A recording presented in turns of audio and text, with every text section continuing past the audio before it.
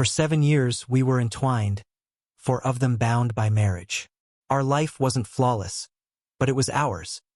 Pieced together with care, shared vacations, midnight conversations, and plans for a family. I believed we were aligned, moving toward the same future. I was mistaken.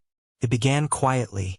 She started going out more, first with coworkers, then with strangers whose names I didn't know. Her phone became a guarded secret.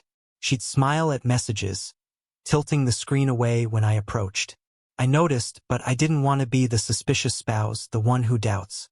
I told myself it was nothing, that trust meant letting go of petty fears. Then one evening at our kitchen table, she shattered everything. "What if we opened our marriage?" she said, her tone light as if proposing a weekend getaway. I chuckled, expecting her to join me. She didn't. "I mean it," she continued. "It's natural. People aren't meant to be confined. I want to explore." The words landed like a slow fracture in my chest. I tried to argue. "Explore? We built a life together. You're free within that. Our commitment was mutual."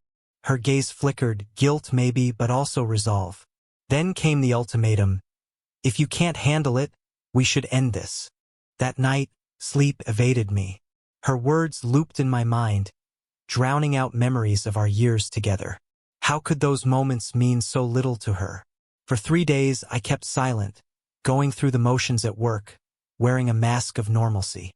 Inside, I was unraveling, weighing every option. On the 4th night, she came home late. When she stepped inside, she saw me at the kitchen table, a suitcase by the door. "What's that?" she asked, her voice unsteady. I kept my tone even, colder than I'd ever been.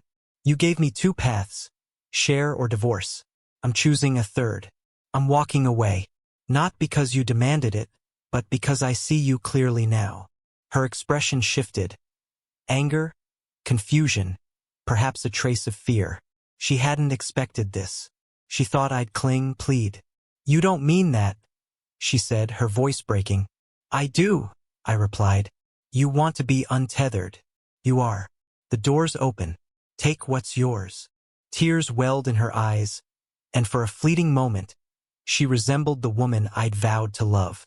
But I wasn't that man anymore. She tried to backtrack, saying it was just a thought, that we could talk it through. I was done listening. Some betrayals close doors forever.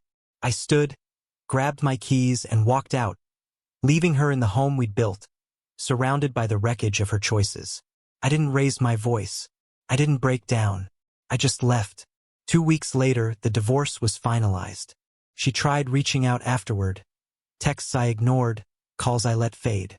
Friends mentioned she was struggling, that the freedom she chased wasn't the thrill she'd imagined.